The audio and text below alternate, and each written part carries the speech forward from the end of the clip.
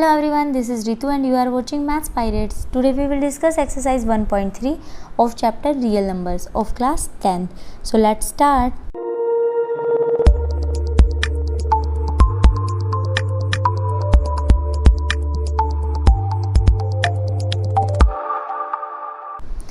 Exercise start करने से पहले एक थ्योरम जो कि इम्पोर्टेंट है, जो आगे क्वेश्चंस में यूज होगी, उसको डिस्कस कर लेते हैं। तो देखिए थ्योरम क्या है। Let p be a prime number if p divides a square then p divides a where a is a positive integer। p एक प्राइम नंबर है, p डिवाइड करता है a स्क्वायर को। तो कह रहा है अगर p a स्क्वायर को डिवाइड करता है तो p डिवाइड करेगा a को भी। अगर a स्क्वायर को p डिवाइड कर रहा है तो p a को भी डिवाइड करेगा। और जहाँ पर a क्या है, एक पॉजिटिव इंटीजर है, नेगेटिव नहीं है। ठीक है, तो देखो अब मैंने एक नंबर लिया a।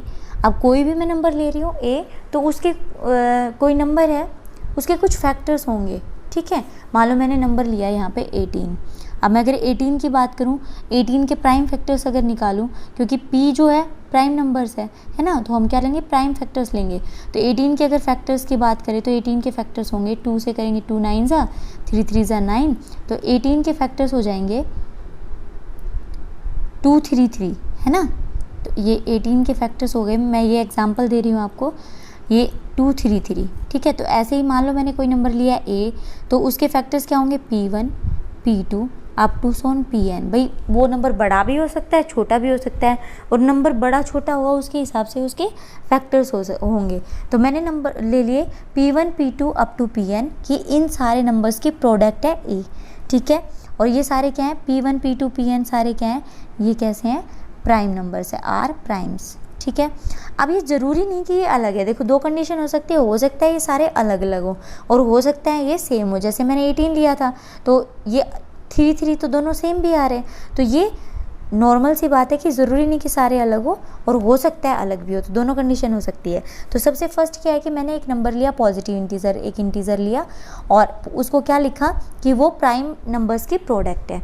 ठीक है, अब ये तो था मेरे पास a। अगर मैं लिखूँ यहाँ पे a स्क्वायर, तो a स्क्वायर में क्या होगा, इन सारे नंबर्स का स्क्वायर हो जाएगा, p1 का स्क्वायर, p2 का स्क्वायर अप टू pn का स्क्वायर, इन सब का स्क्वायर हो गया।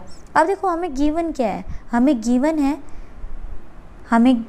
गिवन है कि जो p है वो डिवाइड करता है a स्क्वायर को, p divides a square. Given that p divides A square, जो p है वो a स्क्वायर को डिवाइड करता है। अब आपने फंडामेंटल थ्योरम तो पढ़ी थी, है ना, अर्थमेटिक की जो फंडामेंटल थ्योरम थी, फ्रॉम फंडामेंटल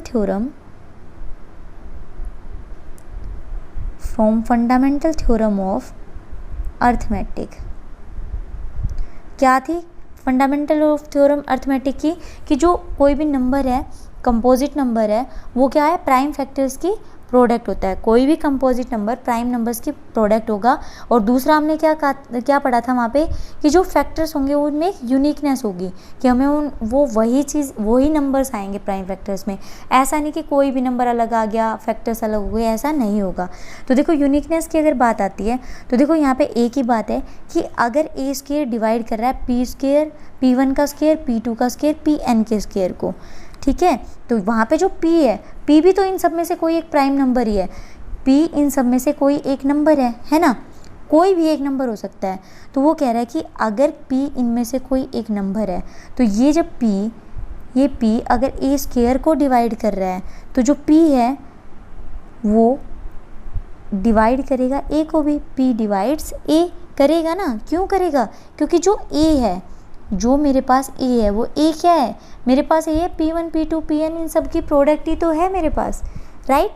तो देखो एक सिंपल सी बात है कि अगर p इनमें से एक है और p डिवाइड कर रहा है a स्क्वायर को, तो इसका मतलब p डिवाइड करेगा a को भी डिवाइड करेगा। ठीक है, तो ये थी ये थ्योरम। नेक्स्ट देखिए, अब क्वेश्चन शुरू करते हैं। क्वेश्चन है फर्स्ट हमारे पास, prove that root 5 is irrational. Root 5 को इरेशनल प्रूव करना है।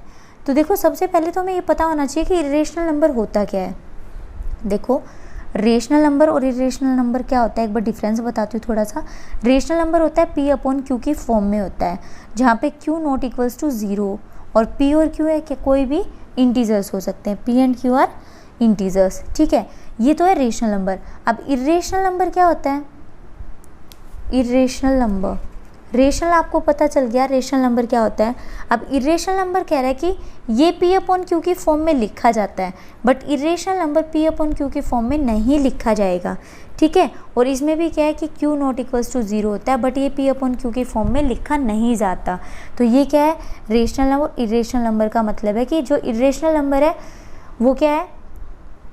पी अपॉन क्यू की फॉर्म में नहीं लिखा जाता, ठीक है। वो रूट होता है, रूट में नंबर लिखा गया, √5 है, √2 है, पाई है, ठीक है। ये सारे क्या हैं? इर्रेशनल नंबर्स हैं। तो मुझे प्रूव करना है कि √5 एक इर्रेशनल नंबर है।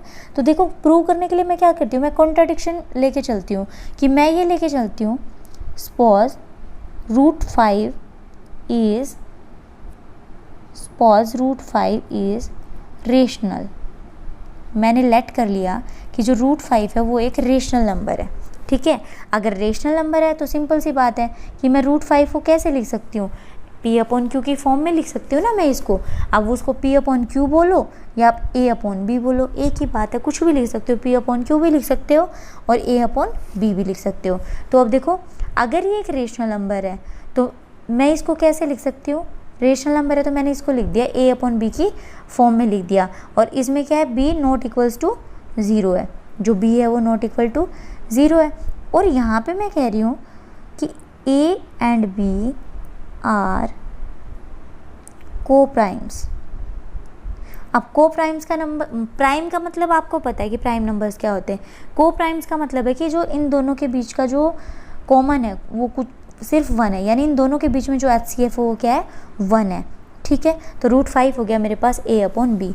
मैंने स्क्वेयरिंग कर दी बोथ साइड, तो मुझे यहाँ से √5 का स्क्वेयर करना है और यहाँ से ए अपॉन बी का स्क्वेयर करना है। अब देखो जब √5 का स्क्वेयर किया तो मेरे पास 5 है, और ए अपॉन बी के स्क्वेयर को क्या मैं लिख सकती हूँ? मैं 5 equals to a square upon b square. और मैं इसको ऐसे भी लिख सकती हूँ 5b square equals to a square. क्या लिख सकती हूँ? 5b square equals to a square. अब देखो जब हम इसको देख रहे हैं कि 5b square equals to a square, इसका मतलब क्या है कि a square is divisible by 5, कि जो ये 5 है ये स्क्वेयर को डिवाइड करेगा ना। तो यहाँ से क्या है? ए स्क्वेयर इज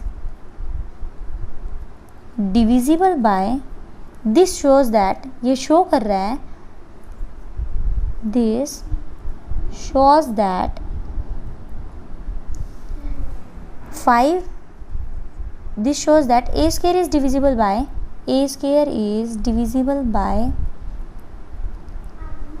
5, की जो a स्क्वायर है वो 5 से डिवाइड होगा। और अभी हमने जो थ्योरम की थी इससे पहले, उसके अकॉर्डिंग क्या कह रहा था कि अगर a स्क्वायर 5 को डिवाइड कर रहा है तो इसका मतलब a भी क्या करेगा?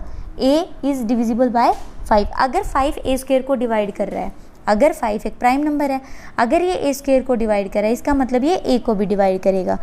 और इसका मतलब क्या है कि a इज़ डिविजिबल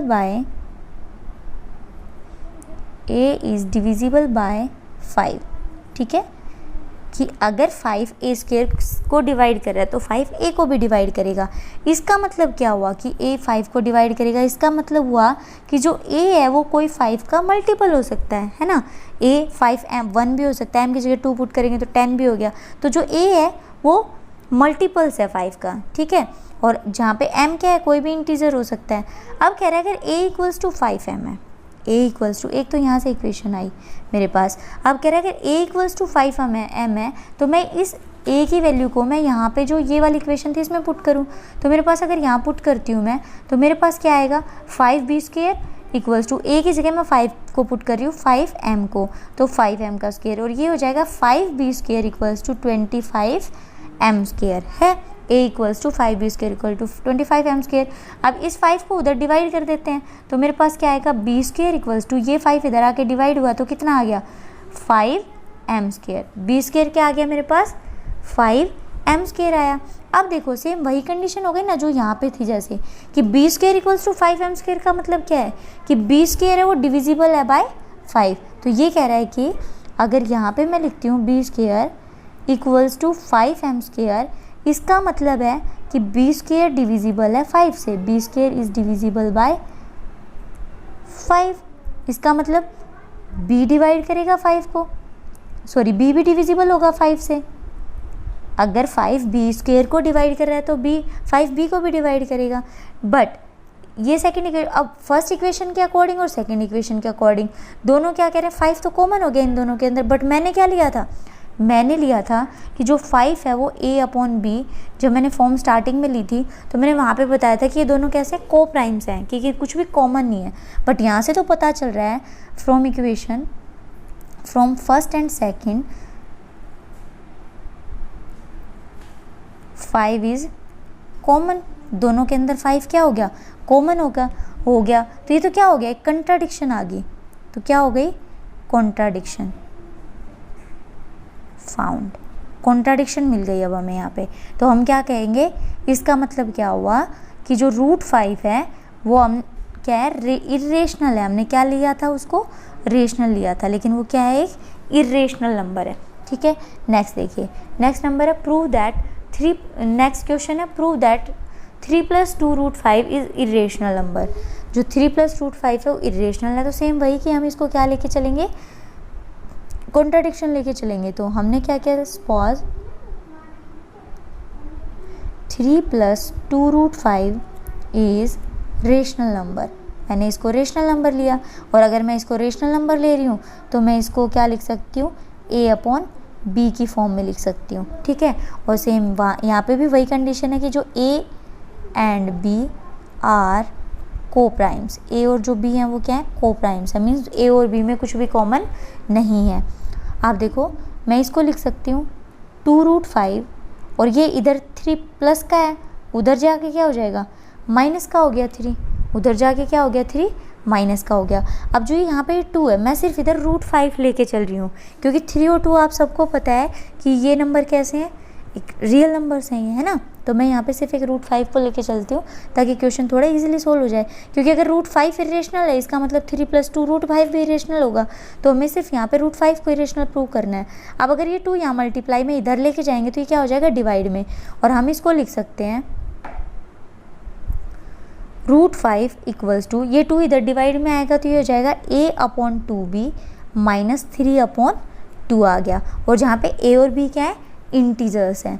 ठीक है, आप देखो a/2b - 3/2, अगर a और b, यहाँ पे a और b क्या है, a and b are integers. Integers ही है ना भाई, रेशनल नंबर में क्या होता है, a/b की फॉर्म में लिख सकते हैं। और a और b में कंडीशन क्या होता है, b ≠ 0 होता है, और a और b क्या होता है, इंटीजर्स होता है। ठीक है, तो अगर ये इंटीजर्स हैं तो क्या कह रहा है कि ये जो पूरा है वो तो क्या होगा, ये क्या है, एक रेशनल नंबर हो जाएगा। ये तो अगर सोल्व करेंगे इसको तो ये क्या आएगा, एक रेशनल नंबर आ जाएगा। अब अगर ये रेशनल नंबर है और ये इसके इक्वल है तो एक इरेशनल नंबर रेशनल के इक्वल तो नहीं हो सकता ना भाई, एक इरेशनल नंबर रेशनल के इक्वल नहीं होगा। मैंने पहले से ही बोला था कि जो √5 है, सॉरी हमने क्या कहा कि ये रेशनल है, तो ये भी क्या होगा, रेशनल होगा। इसका मतलब हो गया सो √5 is also a rational number. अगर ये रेशनल है, ये रेशनल है, तो इसका मतलब ये भी एक रेशनल नंबर ही होगा। ठीक है, बट ये हम सबको पता है कि जो √5 है वो क्या होता है, इरेशनल नंबर होता है। हमने पहला जो क्वेश्चन अभी जो ये किया था सोल्व, इसमें हमने बताया था कि जो √5 है वो क्या है, इरेशनल नंबर है ना। But √5 is an irrational number.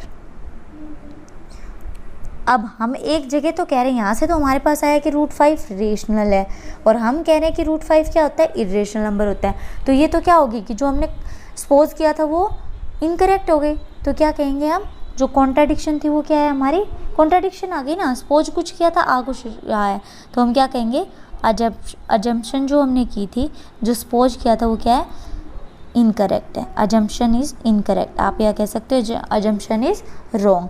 सो 3 + 2 √5 जो हमने रेशनल माना था वो क्या है, एक इरेशनल नंबर है, is an irrational number.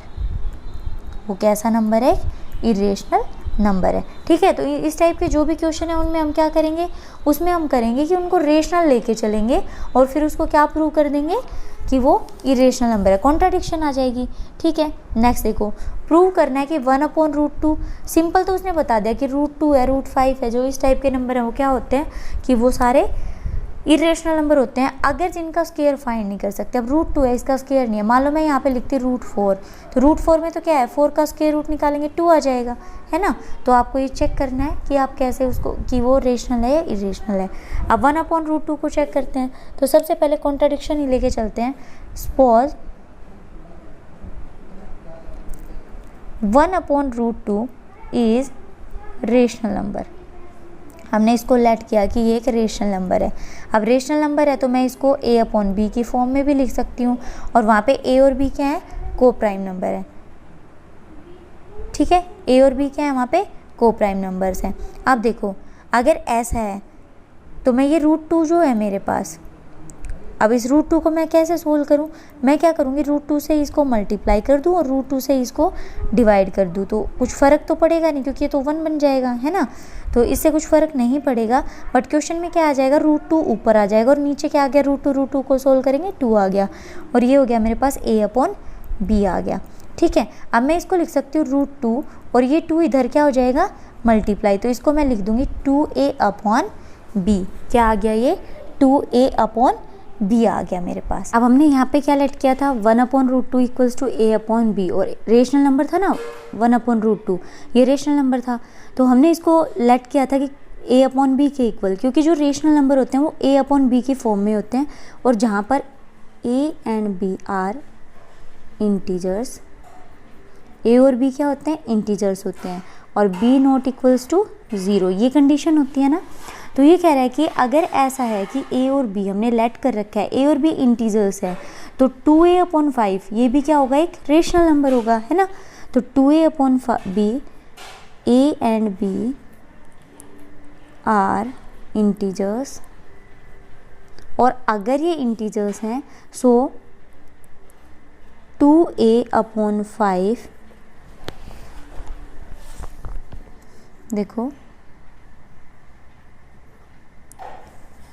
So 2a/5 is rational.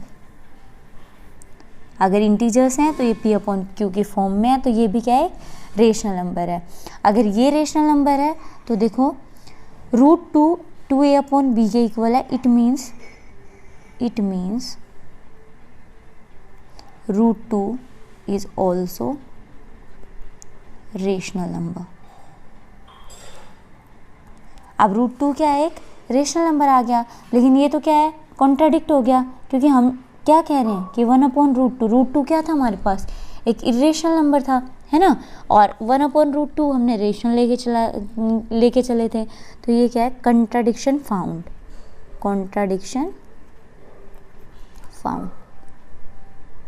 यहाँ पे कॉन्ट्राडिक्शन मिल गई कि √2 जो था वो तो इरेशनल नंबर होता है, और ये कह रहा है कि √2 रेशनल नंबर है।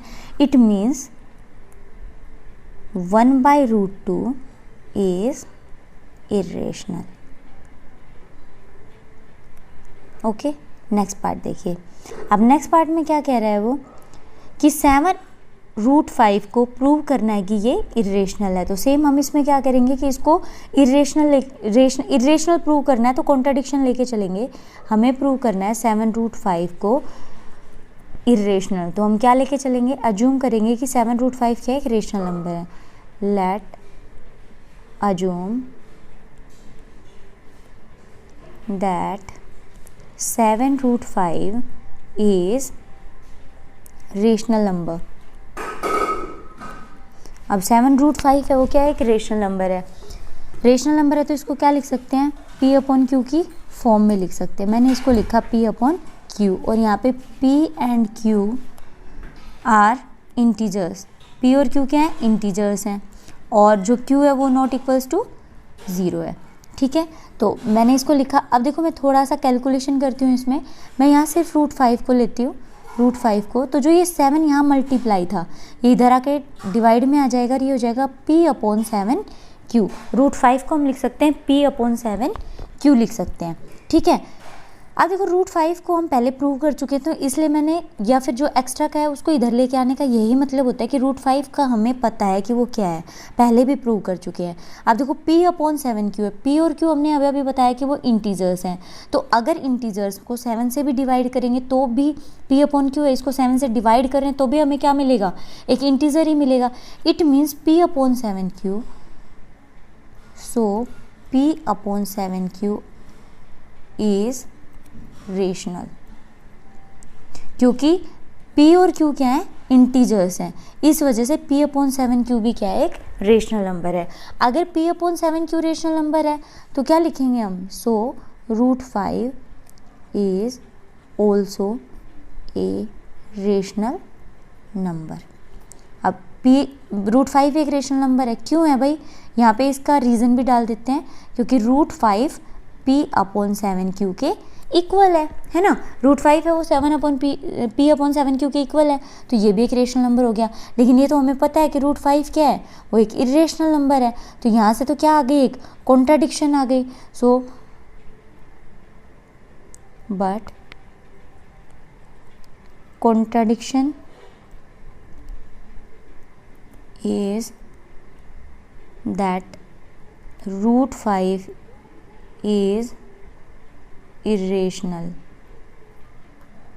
number.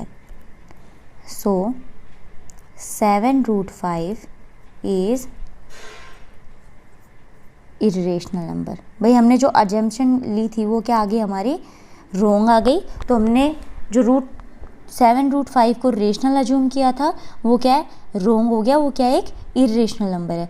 ठीक है, नेक्स्ट देखिए, नेक्स्ट में हमें क्या फाइंड करना था, 6 + √2 को इरेशनल प्रूव करना है, तो हम इसको लेके चलेंगे कि जो 6 + √2 है वो क्या है, एक रेशनल नंबर है। Let us assume that 6 + √2 is a rational number, is a rational number. और अगर ये रेशनल नंबर है तो मैं इसको क्या लिख सकती हूँ, p/q बोल लो या a/b, सेम कुछ भी बोल सकते हो। तो हम बोल सकते हैं कि p/q की फॉर्म में है वह जहाँ पर p और q, p and q are integers, p और q क्या है, इंटीजर्स हैं, और q जो है वो नॉट इक्वल्स टू 0 है। ये क्या होती है, रेशनल नंबर की डेफिनेशन होती है। ठीक है, अब मुझे सिर्फ यहाँ पे √2 रखना है। देखो 6 + √2 था, √2 मैंने इधर ही रखा और ये 6 उधर जाके सब्ट्रैक्ट हो जाएगा, p/q - 6। अब p/q एक रेशनल नंबर है और p और q क्या है, उसमें इंटीजर्स हैं, तो इंटीजर्स में से अगर 6 को सब्ट्रैक्ट करते हैं तो हमारे पास जो ये p/q - 6 मिलेगा, वो भी क्या मिलेगा, एक रेशनल नंबर मिलेगा। ठीक है, तो हम क्या कहेंगे यहाँ से, because p and q are integers,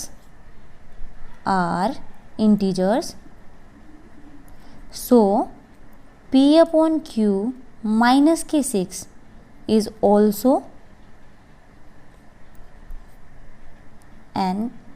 also a rational number।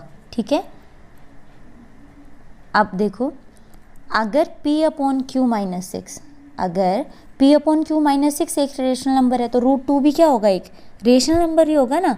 लेकिन ये तो क्या है, कॉन्ट्राडिक्शन आ गई, क्योंकि √2 क्या है, इरेशनल नंबर है। सो √2 इज रेशनल, क्यों, क्योंकि वो इसके because √2 equals to p/q - 6, but this is contradiction, so our assumption is wrong, so our assumption is wrong,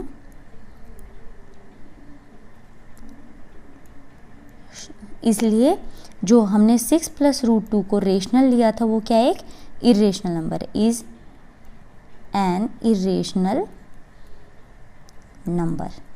ठीक है, तो ये थी हमारी एक्सरसाइज 1.3। करना क्या है इन क्वेश्चंस में, स्टार्टिंग में दे रखा है कि इस नंबर को क्या प्रूव करना है, इरेशनल प्रूव करना है, लेके क्या चलेंगे कि वो नंबर क्या है, रेशनल है, लास्ट में क्या आ जाएगा, कॉन्ट्राडिक्ट कर जाएगा। तो अब 6 + √2 को मैंने लिया कि 6 + √2 क्या है, एक रेशनल नंबर है। अब रेशनल नंबर है तो मैं उसको P/Q की फॉर्म में भी लिख सकती हूँ, और P/Q की फॉर्म में लिख रहे हैं, और रेशनल नंबर में क्या होता है, P और Q दोनों ही क्या होते हैं, इंटीजर्स होते हैं।